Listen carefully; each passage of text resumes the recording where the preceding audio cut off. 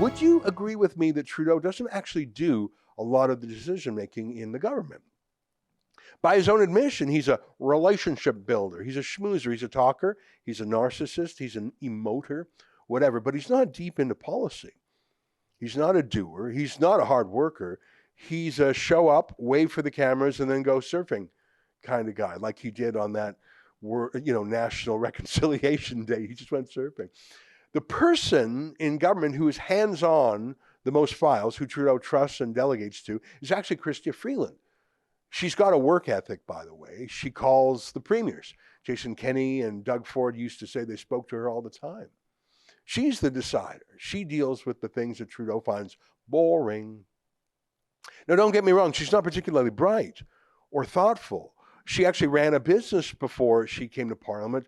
She ran a business called Reuters Next. She destroyed the entire company. After she ran it, they literally euthanized it. They shut the company down. She destroyed hundreds of jobs. But, she shows up. She fills the void that Trudeau leaves. Remember when Trudeau met with George Soros in Davos back in January 2016? Most of the time you only see the picture of Trudeau and Soros. But Chrystia Freeland was in the picture too, the three of them. She is Soros's woman in Canada.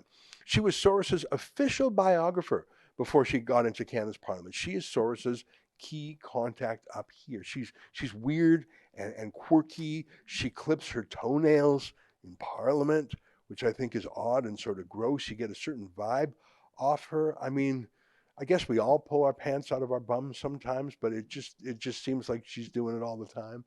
Most of the time, she just talks blather in the most condescending way imaginable, and that's enough to bore journalists into moving on. That's a great skill for a politician, by the way. It's just to be a fog machine that blunts any questions. George Orwell, in his book 1984, called that duck speaking.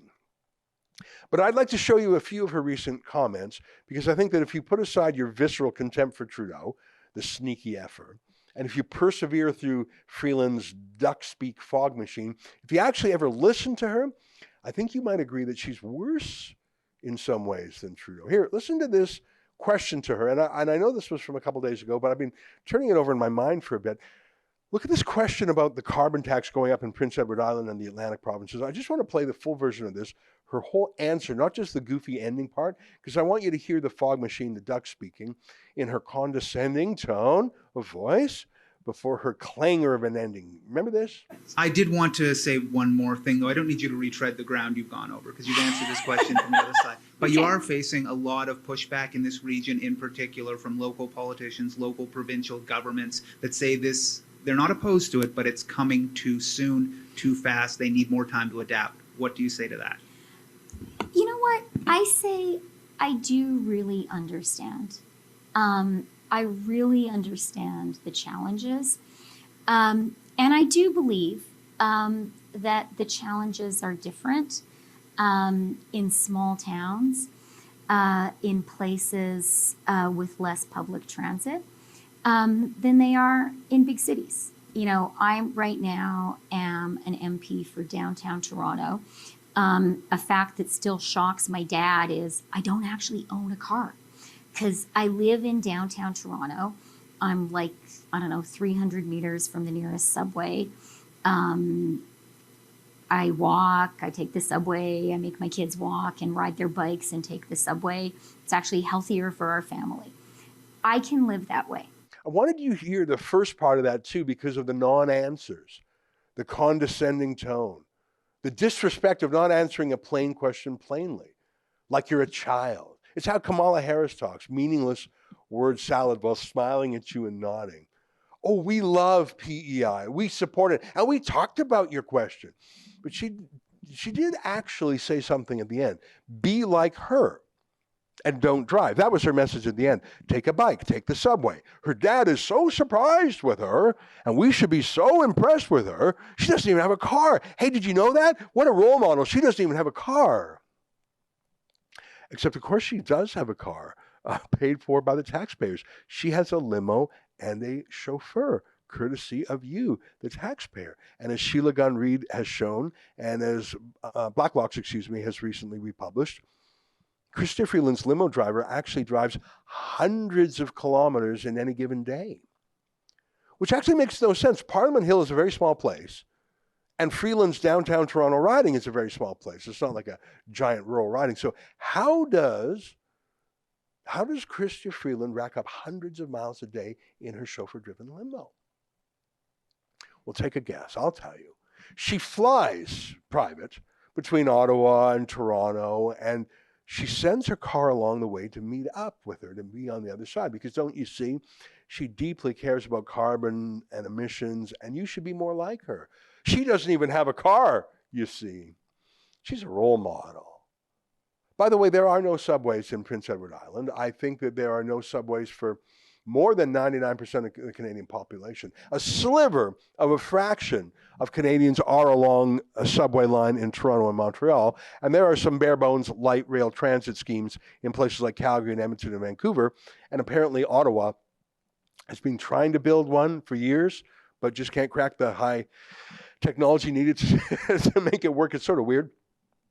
Imagine the hubris of telling Prince Edward Islanders to just take the subway like her, or just ride your bike in the winter with young children to get groceries in rural Prince Edward Island. I mean, you don't get more tone deaf than her, but the condescension of it all while she lectures them. But hey, don't you realize that PEI doesn't tax itself more? Tourists will stop coming to visit. Don't you know she actually said that? I have to say, failure to have a climate plan is actually the death knell for the Canadian economy. People will not want to buy the stuff we make in Canada if we are not making it in a green way. People will not want to visit our country if they do not see that we are energetically embracing the green transition. They'll go to places that are embracing that. So I really believe very, very strongly that our green policy is an economic growth policy. Is it true that tourists won't come to Prince Edward Island if it doesn't impose a carbon tax? Does anyone believe that? Has anyone actually ever said that other than her? That's a kind of blackmail, a kind of gaslighting. I've heard it before. Catherine McKenna, another Trudeau-style liar who Trudeau has disposed of, used to say that no one would buy Alberta oil and gas if Alberta doesn't bring in a carbon tax. Really? OPEC countries produce about 60% of the world's oil every day, and Russia, which is not in OPEC, is another 10%.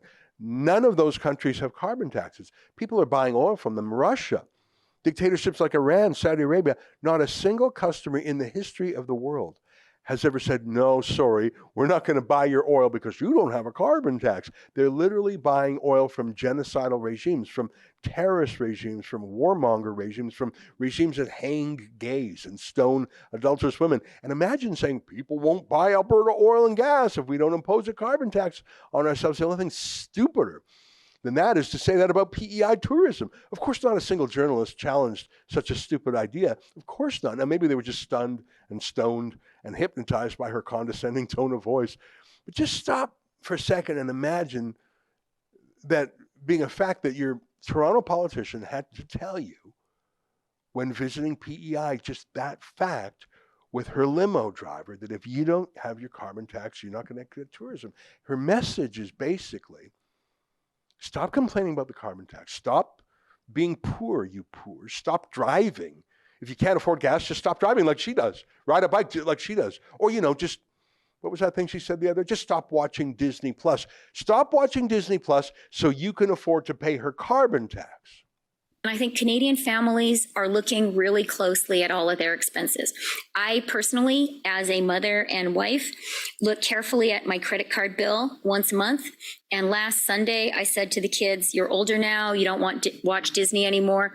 Let's cut that Disney Plus subscription. So we cut it. It's only $13.99 a month that we're saving, but every little bit helps. And I think every mother in Canada is doing that right now. Yeah, that's going over really well.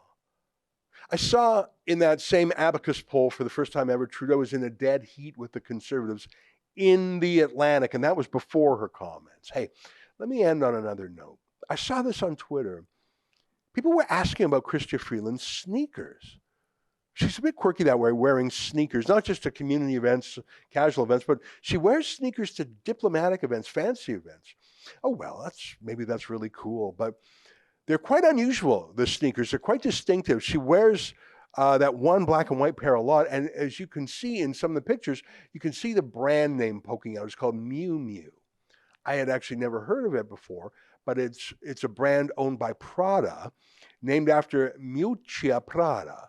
That's the billionaire who owns that company, and she named the shoes after herself, which is nice.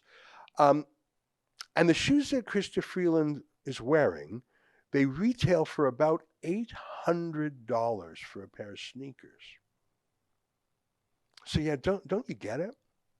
You poors have to pay a carbon tax, and don't complain to Chrystia Freeland. She's better than you. She doesn't even have a car.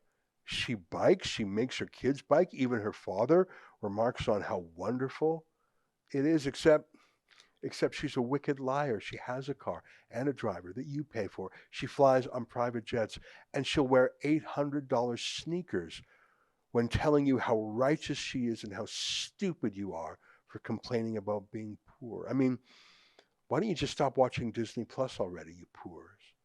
That'll cover the cost of housing and your carbon tax for maybe a day. Mark my words, the media will do whatever they can to make this woman prime minister.